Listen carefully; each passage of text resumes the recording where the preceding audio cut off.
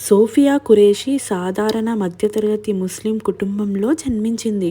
ఆమె officer training academy, Chennai ద్వారా భారత సైన్యంలో లెఫ్టినెంట్గా చేరారు. ఆమెకి సిగ్నల్ కార్ప్స్లో అవకాశం లభించింది. ఇది భారత సైన్యంలో కమ్యూనికేషన్, నెట్వర్కింగ్ రంగాలకు సంబంధించిన ఒక ముఖ్య విభాగం.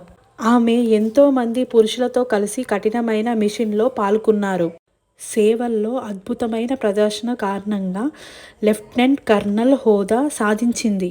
2016లో భారత ప్రభుత్వం ఆమెను డెమోక్రటిక్ రిపబ్లిక్ ఆఫ్ కాంగోలో యుఎన్ పీస్ కీపింగ్ మిషన్లో పంపించింది. ఆమె 17 మంది సభ్యులతో కూడిన భారత బృందానికి నాయకత్వం వహించింది.